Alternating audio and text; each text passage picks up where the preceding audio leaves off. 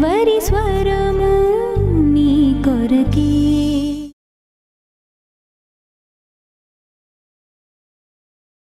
అసూయతో రగిలిపోయిన కయీను కోపాన్ని ప్రదర్శించాడు. అసూయతో రగిలిపోయిన సౌలు కోపాన్ని ప్రదర్శించాడు. భయంకరమైన పాపములలో మరొక పాపము కోపము. తెలుసా మీకు? కోపము మానుము, ఆగ్రహము విడిచిపెట్టుమో. మనలో ఎంతమందికి కోపమో ప్రశ్నిస్తే మీరు మరి ఏమంటారు నాకు తెలియదు. నరుని కోపము దేవుని నీతిని నెరవేర్చదు. కోపము మానుము, తర్వాత ఏమిటి? ఆగ్రహము విడిచిపెట్టుము. వినండి, ఒక వ్యక్తి అసూయతో రగిలిపోతున్నప్పుడే వాడికి కోపం కూడా పక్కనే ఉంటుంది. కోపముతో నువ్వు జీవిస్తే ఆ కోపము నీకు శత్రువుగా మారుతుంది. వినండి, ఆఫ్రికా దేశంలో కోతుల్ని వింతగా పట్టుకుంటారు. ఆ కోతుల చేత వింతగా పనులు చేయించుకుంటారు. ఇది చాలా విలువైన పాఠం, మీరు అర్థం చేసుకోవాల్సిందిగా కోరుతున్నా. నరుని కోపము దేవుని నీతిని కానీ దేవుని చిత్తము కానీ చేయదు. నెంబర్ 2, కోపపడుము కానీ పాపము చేయొద్దు. నెంబర్ 3, నీ కోపము సూర్యుడు అస్తమించు వరకు చెప్పండి ఉండకూడదు. సహోదరులు సహోదరులు అడుగుతున్నా, మనలో ఎంతమంది నెలలు తరబడి కోప్పడేవాళ్ళు, సంవత్సరాలు తరబడి మనసులో కోపం పెట్టుకొని మాట్లాడని వాళ్ళు, ద్వేషము పెట్టుకొని, పగ పెట్టుకొని, కక్షలు పెట్టుకొని, సమాధానం లేకుండా కోపముతో రగిలిపోయేవాళ్ళు ఎంతమంది లేరు? ఒకరోజు ఒక సహోదరుడు నా దగ్గరికి వచ్చి అన్నాడు, అయ్యా నా భార్య గురించి ప్రార్థన చేయండి. ఎందుకని? నాతో మాట్లాడదు. ఎందుకని? నేనంటే ఆమెకి కోపం. ఎంతకాలంగా మాట్లాడలా? వింటున్నారా? 25 సంవత్సరాలుగా నా భార్య నాతో మాట్లాడదు. విడిపోయారా? లేదు బ్రదర్, ఒకే ఇంట్లో ఉంటాం. ఏమిటండి అది? ఏమిటి దౌర్భాగ్యం? ఒకే ఇంటిలో ఉంటూ ఏదో మాట వచ్చిందని, ఏదో కొంచెం తొందరపాటుతనంతో మాట్లాడాడని అప్పటి నుంచి కోపం పెట్టుకుందండి. 25 సంవత్సరాలుగా ఆ కోపం తగ్గలేదండి. అయ్యో సహోదరులు ఉన్నదా? క్షమించలేని కోపము, సహించలేని కోపము, సమాధాన పడలేని కోపము, భర్త మీద కోపము, భార్య మీద కోపము, కోడల మీద కోపము, అత్త మీద మామ మీద కోపము, తోటి ఉద్యోగి మీద కోపము, అన్న మీద తమ్ముడి మీద అక్క మీద చెల్లి మీద తోటి సేవకుని మీద కోపము. మానుము, నీ కోపము దేవుని చిత్తము చేయదు. నువ్వు ఆత్మీయుడు అయితే, దేవునితో సమాధానం కలిగి జీవించాలని ఆశపడుతున్న వాడు అయితే, నీ కోపము ఎంత తీవ్రమైనా సరే ఆ కోపము సూర్యుడు అస్తమించు వేళకు ఏమవ్వాలి? ఆ సూర్యుడు అస్తమించే విధంగానే నీ కోపం కూడా నీలోంచి అస్తమించాలి. మరుసటి రోజుకు ఆ కోపము ఉండడానికి వీలు లేదు. బ్రదర్, నా సంగతి మీకు తెలియదు బ్రదర్. కోపం వస్తే మనిషిని కాదు బ్రదర్, నువ్వే కాదు ఎవడైనా అంతే. కోపం వస్తే మనిషికి, అర్థమైంది మీకు? కోపం వస్తే ఎవడైనా సరే, కొంతమంది అంటారే ఇదిగో నాకు కానీ కోపం వస్తుంది అంటే నేను మనిషిని కాదు. నిజమే, కోపం వస్తే మనిషివి కాదు. కోపము మనిషిని పశువును చేస్తుంది. కోపము మనిషిలో ఉన్న మానవత్వాన్ని సమాధి చేస్తుంది. కోపము కాపురాలని కూల్చేస్తుంది. కోపము మనుషులతో సత్సంబంధాలను రాల్చేస్తుంది. కోపము మనుషుల్లో ఉన్నటువంటి సమాధానాన్ని లేకుండా చేస్తుంది.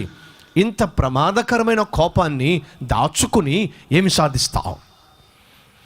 ఈరోజు వినండి, ఎంతమంది భార్యలు కోపంతో కాపురాలు కూల్చుకోవాలా? ఎంతమంది భర్తలు కోపంతో భార్యలను కొట్టి ఆ తర్వాత ఏడవలా? ఒకానొక సమయంలో ఆ తండ్రి పచ్చి తాగుబోతోడు, పనికిమాలినోడు, తాగుబోతోడు.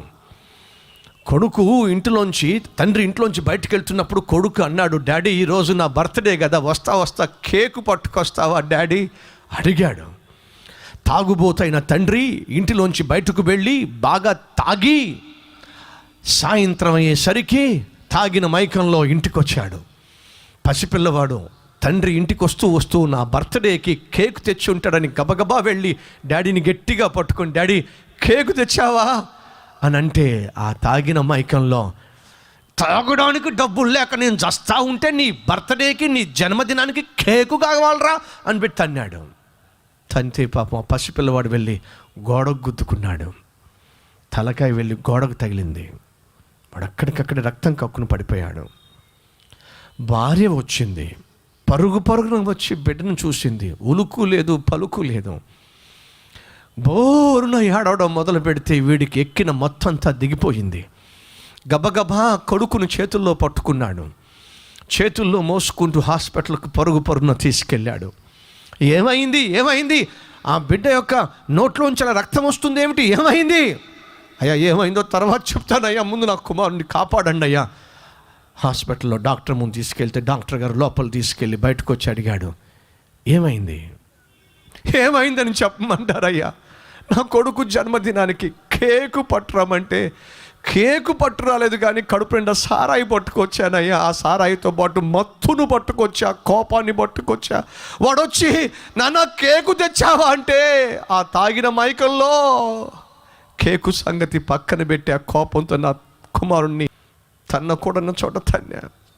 ఆ డాక్టర్ అంటున్నాడు, పాపిష్టోడా, కొడుకుకు తండ్రి ప్రేమ చూపించడం నీకు చేత కాదు, కనీసం బర్త్డే నాడన్న ఒక కేకు ముక్క తినిపించడం చేత కాదు, వాడికి తన్నులు తినిపించావు కదరా, ఆఖరికి మరణమే రుచి చూపించావు కదరా చిన్న వయసులోనే. ఏమైంది నా కొడుక్కి? ఇంకెక్కడో కొడుకురా, చచ్చిపోయాడు. ఆనాడు ఆ తండ్రి తలకాయ పట్టుకుని గోడకి కొట్టుకుంటున్నాడు. అయ్యో, కేకు రుచి చూపించలేకపోయినా నా కొడుక్కి మరణాన్ని రుచి చూపించానే. తీరా చూస్తే పక్కన భార్య పిచ్చిగా మాట్లాడుతుంది, పిచ్చిగా వ్యవహరిస్తుంది. ఏమైందో తెలుసా అండి? ఆ షాక్కి తట్టుకోలేక భార్య ఏమో పిచ్చిదైపోయింది, వీడేమో కళ్ళ ముందు పిచ్చి భార్య, కళ్ళ ముందు శవమే తీరిన కొడుకు. బైబిల్ సెలవిస్తుంది, కోపము మానుము, ఆగ్రహము విడిచిపెట్టుము. సహోదరుడా, సహోదరి, ఈరోజు కోపతాపాలతో ఎంతమంది తమ జీవితాల్లో సుఖము సంతోషం లేకుండా కుటుంబంలో ఉన్న విలువలను, సంఘంలో ఉన్న సాక్ష్యాన్ని, ఆత్మీయతను, మంచి విశ్వాసులను, మంచి స్నేహితులను, మంచి బంధువులను అనవసరంగా వాగి, కోపాన్ని కంట్రోల్ చేసుకోకుండా కోపముతో మాట్లాడి, ఆవేశంతో నోరు జారి, ఆవేశంతో అనకూడని మాటని అని మంచి వాళ్ళని ఎంతమందిని మనం పోగొట్టుకోలేదు? ఒక్కసారి ఆలోచించండి. కోపం వల్లేగా నీ కుటుంబంలో ఈరోజు సమస్యలు పెరుగుతున్నాయి. కోపం వల్లేగా నీకు నీ భర్తకు, నీకు నీ భార్యకు మధ్య సమాధానం లేకుండా పోయింది. కోపం వల్లేగా, ఆవేశం వల్లేగా అత్తకు కోడలకు మధ్య సమాధానం, అల్లుడికి మావకు మధ్య సమాధానం లేకుండా పోయింది. నీ కోపం వల్లేగా నీకు మీ అన్నకు మాటలు లేకుండా పోయింది. నీ కోపం వల్లేగా తోటి సేవకునికి నీకు మధ్య సఖ్యత చెడిపోయింది. కోపం వల్లేగా నీకెంతో తోడుగా, నీకు అండగా నిలబడినటువంటి, నీ సేవలో పనికొచ్చే పాత్రలుగా వాడబడిన వాళ్ళు నీ కోపాన్ని తట్టుకోలేక విడిచిపెట్టి పోయింది. బైబిల్ సెలవిస్తుంది, నరుని కోపము దేవుని నీతిని నెరవేర్చదు. దయచేసి వినండి, నువ్వు కోపము కలిగిన వాడివైతే ఆ కోపాన్ని మానేసేయి. ఎందుకని? కోపం వల్ల నీ జీవితంలో వచ్చే మేలు ఏమీ లేదు. 7 భయంకరమైన పాపాల్లో కోపము ఒకటి. ఆఫ్రికా దేశంలో కోతుల చేత గమ్మత్తైన పనులు చేయిస్తారు ఆఫ్రికా దేశంలో ఉన్నటువంటి ప్రజలు. కోతులు కొబ్బరి చెట్లు ఎక్కేసి అక్కడ అటు ఇటు జంపులు చేస్తూ ఉంటాయి. పొడుగ్గా ఉన్న ఆ కొబ్బరి చెట్లు ఎక్కడం కొన్నిసార్లు వీళ్ళకి కష్టం అవుతుంది. ఆ చెట్టు పైన ఉన్నటువంటి కోతుల్ని కింద వాళ్ళు ఏం చేస్తారో తెలుసా? రాళ్ళు తీసుకొని ఆ పైన కోతుని కొడతారు. ఆ కోతులు ఊరుకుంటాయా? రాళ్ళు తీసుకుని కొడుతూ ఉంటే కోతులు చూస్తాయి, తప్పుకుంటూ చూస్తాయి. తిరిగి కొడదామంటే వాటి దగ్గర ఏం లేవు, రాళ్ళు లేవు. మీరు కింద ఉండి నా మీద రాళ్ళు వేస్తున్నారా, మీ సంగతి చూస్తానాగని చెప్పి అటు ఇటు చూస్తే రాళ్ళు కనిపించవు, కానీ కొబ్బరికాయలు కనిపిస్తాయి. అప్పుడు ఏం చేస్తే తెలుసా మీకు? ఆ కొబ్బరికాయలను తిప్పి వాడి మీద వేస్తాయి. వాడు పక్క తప్పుకుంటాడు, మళ్ళీ ఇంకో రాయి తీసుకుని వేస్తాడు, మళ్ళీ ఇంకో కొబ్బరికాయ తీసి వాడి ముఖం మీద వేస్తాయి. వాడు మళ్ళీ పక్క తప్పుకుంటాడు, రాయి వేస్తాడు, మళ్ళీ కొబ్బరికాయ తీసి మీదేస్తే జాగ్రత్తగా వినండి. వాడేమో రాళ్ళు వేస్తున్నాడు, కోతేమో కొబ్బరికాయలు ఇస్తుంది.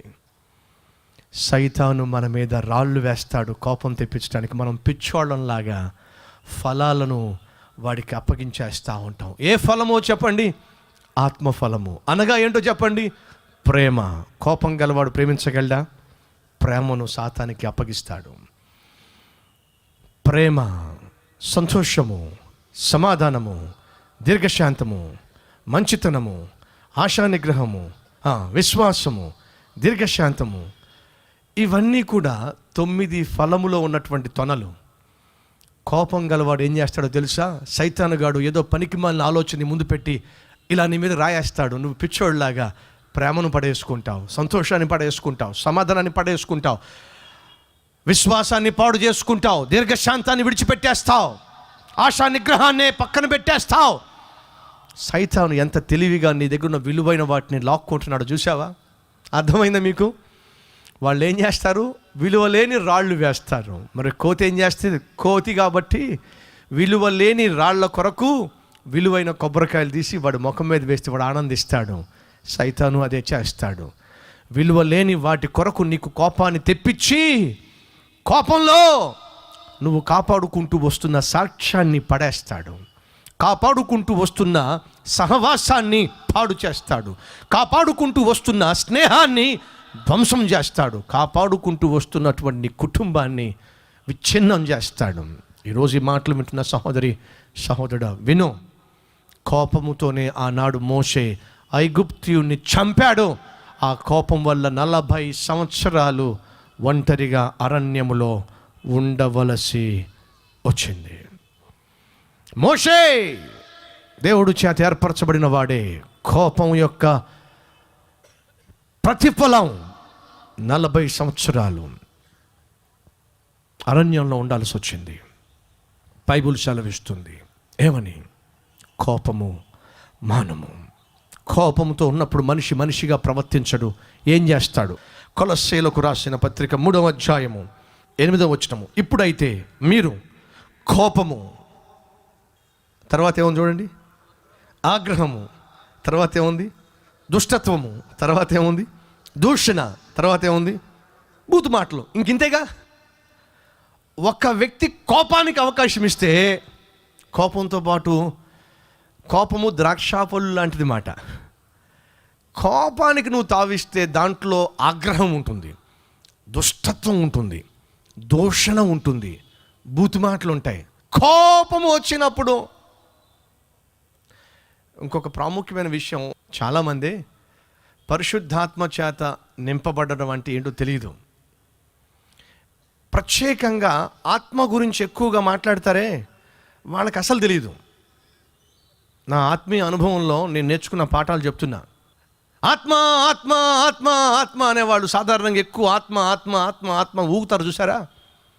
సాధారణంగా గమనిస్తే పరిశుద్ధాత్మ చేత నింపబడడం వేరు, పరిశుద్ధాత్మను పొందుకోవడం వేరు. ఈ డిఫరెన్స్ కూడా పాపం వాళ్ళకి తెలియదు. పరిశుద్ధాత్మను పొందుకున్నావా? ఆత్మ వచ్చిందా? ఆత్మ వాలిందా? ఏంటిది? ది ఏంటి? ఛే! పరిశుద్ధాత్మ ఒక వ్యక్తి. దూరిందా? వాలిందా? పడిందా? కనీసం వాళ్ళకి తెలియదు. క్షమించండి ఒకవేళ అటువంటి బాపత ఎవరైనా ఉన్నట్లయితే. బైబిల్లో ఉంది, నేను వెళ్ళి ఆదరణకర్తను పంపిస్తా, ఆయన వచ్చిందా? దూరిందా? వాలిందా?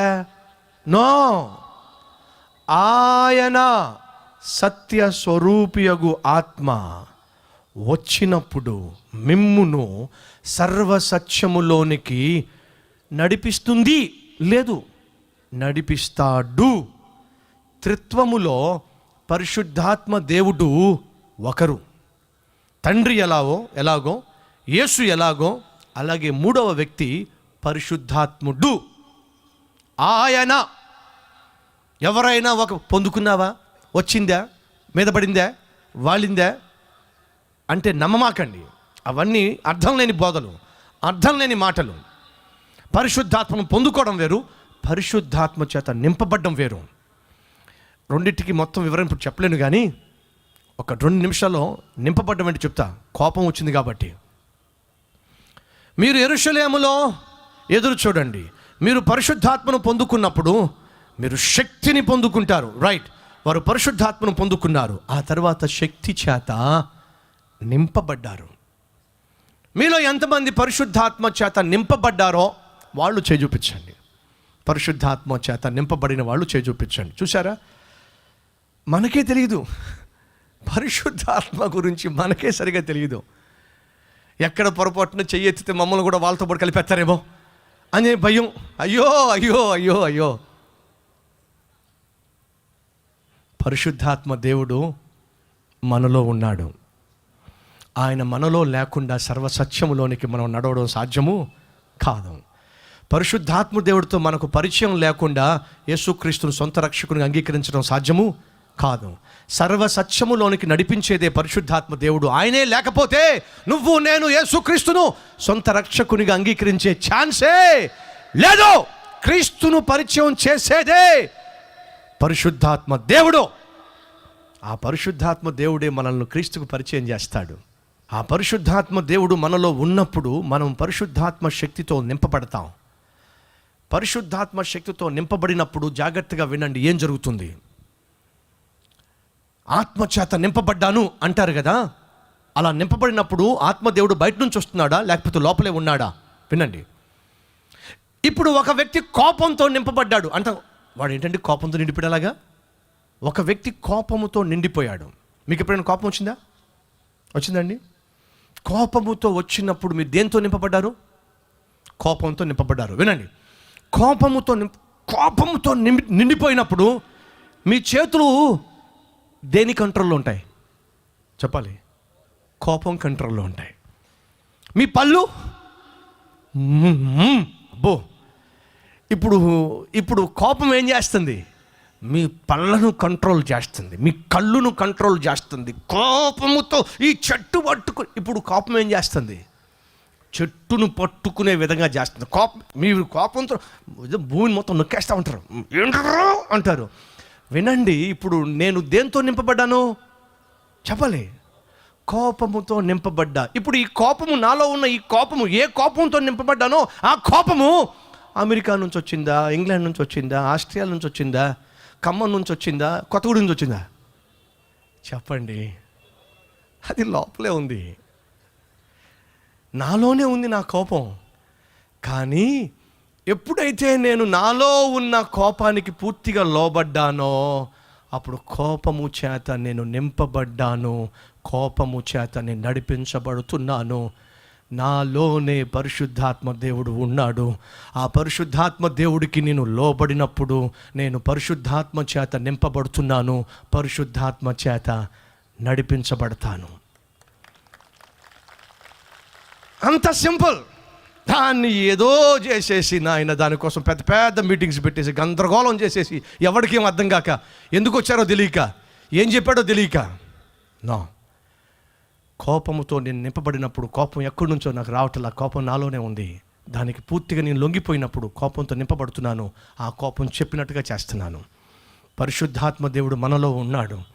మనలో ఉన్న పరిశుద్ధాత్మ దేవునికి పూర్తిగా మనం లోబడినప్పుడు మన చేతులు పరిశుద్ధాత్మ దేవుడు చెప్పినట్టుగా చేస్తాయి, మన కాళ్ళు పరిశుద్ధాత్మ దేవుడు నడవమన్నట్టుగా నడుస్తాయి, మన కళ్ళు పరిశుద్ధాత్మ దేవుడు చూడమన్నట్టుగా చూస్తాయి. మన జీవితం, మన శరీరము సంపూర్ణంగా ఆత్మపూర్ణులమై మనం ఉన్నప్పుడు ఆత్మదేవుడు చెప్పినట్టుగా మనం చేస్తాం. అది పరిశుద్ధాత్మ చేత నింపబడ్డం అంటే. ఇప్పుడు చెప్పండి, మనలో ఎంతమంది పరిశుద్ధాత్మ చేత నింపబడ్డారు? చూపించండి ఇప్పుడు. అమ్మయ్యా, కోపముతో ఒక వ్యక్తి నింపబడినప్పుడు కోపం చేత కంట్రోల్ అవుతున్నాడు. ఈరోజు ప్రభువు పేరట మనం చేస్తున్న తన కోపమే తన శత్రువు అని మన పూర్వీకులు చెప్పారు. నీ కోపమే నీ జీవితాన్ని నాశనం చేస్తుంది, కాపురాన్ని కూల్చేస్తుంది. కాబట్టి కోపం మానేస్తే ఎంత బాగుంటుంది. ఇప్పుడు కోపం మానడానికి ఒక సూత్రం చెప్పి ముగిస్తా. బైబిల్ ఒక మంచి మాట ఉంది, ఏమిటంటే మృదువైన మాట కోపము చల్లార్చును. సింపుల్. ఎవడైనా ఒకవేళ సీరియస్గా వచ్చేసి ఇదిగో ఇదిగో ఆగు ఆగు ఆగు ఆగు ఆగు ఇదిగో ఆగు ఆగు ఆగు ఆగు ఏమైంది, నువ్వు ఆగు, ఏమైంది, కాసేపు ఆగు, సరే సరే, ఏమైంది, ఏమీ కాల. ఎవడైనా కోపంగా వచ్చేసాడు అనుకోండి, వాడితో పాటు నువ్వు కోపంగా వెళ్ళిపోయారు అనుకోండి, 2 వాహనాలు వచ్చేసాడు అనుకోండి, యాక్సిడెంటేగా. కోపంగా వచ్చేసిన వాడిని మీరు ఎంత కూల్గా మాట్లాడి, ఎంత స్లోగా మాట్లాడితే వాడేమవుతాడు చెప్పండి? స్లో. మనం సాధారణంగా మా సిస్టర్స్ భర్తకి కోపం వచ్చి, భార్య పేరు షారా అంట, ఏమే షారా అని అంటే ఇంకా కోపం, యారా అంది, ఇంకంతే ఇంకంతే, కాపురం కూలిపోయింది. ఇలా ఉంటే మన కోపాలు ఉపయోగం లేదు. అబ్రహాం లింకన్ ఒక అద్భుతమైన సూత్రం చెప్పాడు.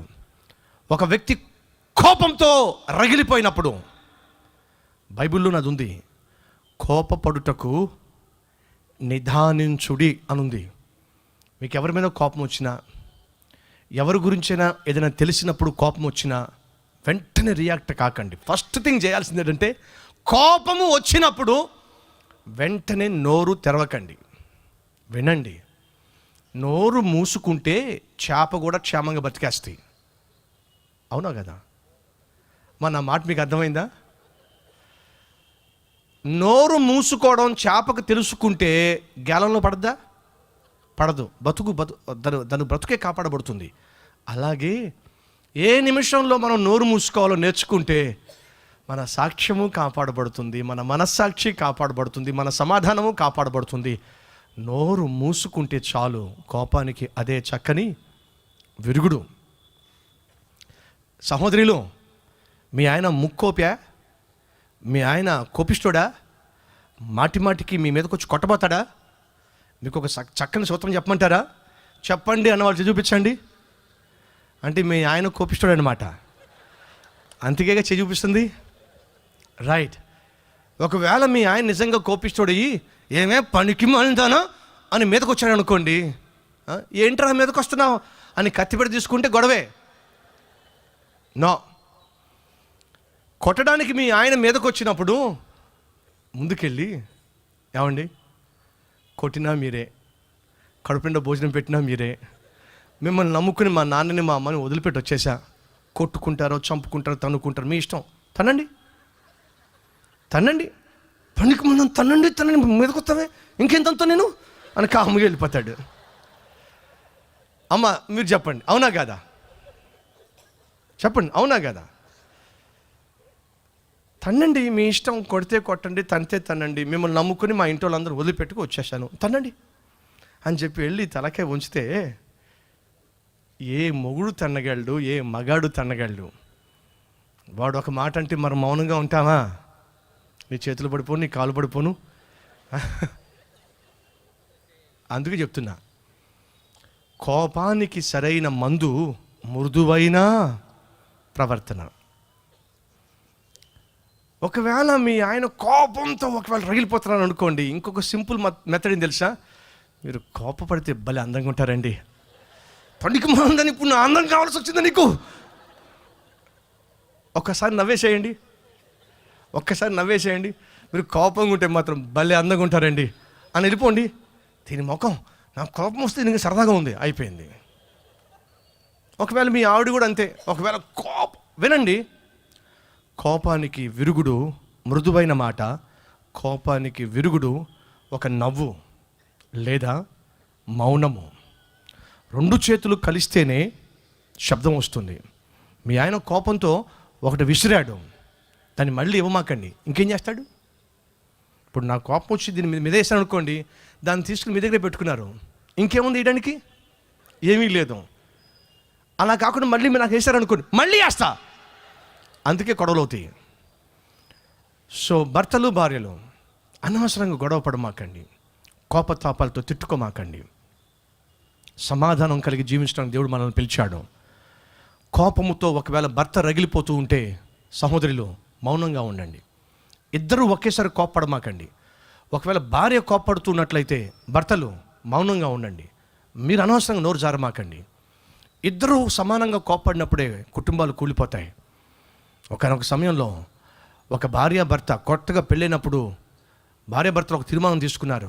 భర్త అన్నాడు, ఏవే నాకు కోపం వచ్చిందనుకో నువ్వే మాట్లాడమాకు, మౌనంగా ఉండు, ఏదో వాక్కుని వెళ్ళిపోతా అన్నాడు. భలే ఉందండి.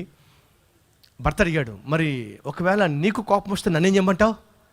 అప్పుడు భార్య చెప్పింది, మీరు చక్కగా మార్నింగ్ వాకింగ్కి వెళ్ళిపోండి అని చెప్పింది. మీరు వాకింగ్కి వెళ్ళిపోండి, నా నోటిలో మీరు అనవసరంగా మాటలు పడ్డం కంటే మీరు చక్కగా వాకింగ్ వెళ్ళిపోండి అని చెప్పి అంది.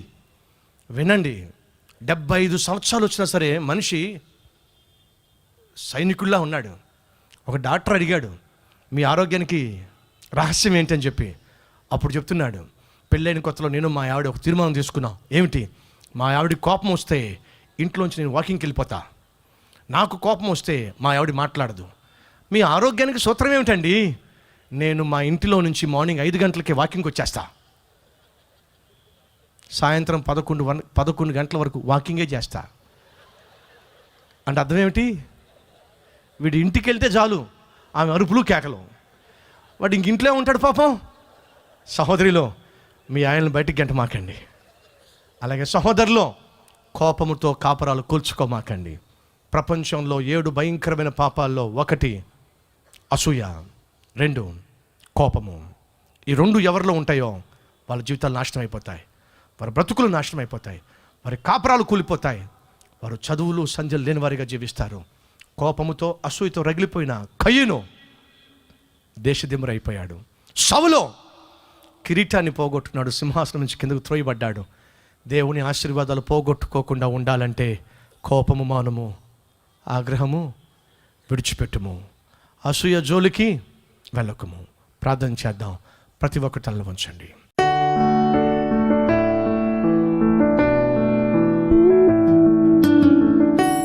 మహాపరిశుద్ధుడైన ప్రేమ కలిగిన తండ్రి, ప్రపంచంలో ఉన్న 7 భయంకరమైన పాపముల గురించి మీరు మాతో మాట్లాడుతున్నారు.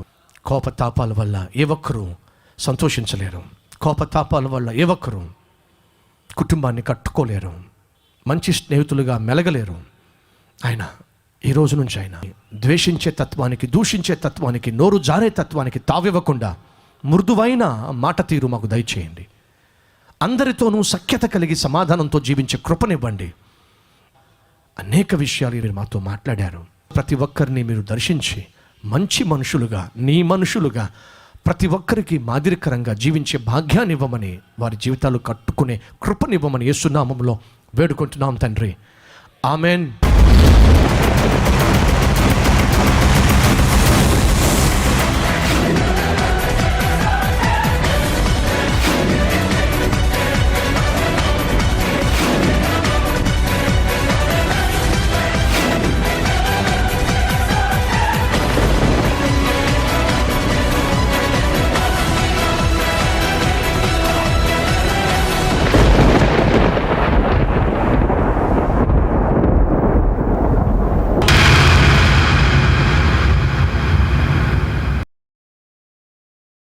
Address Calvary, Post Box number 30, Kokatpalli, Hyderabad 72.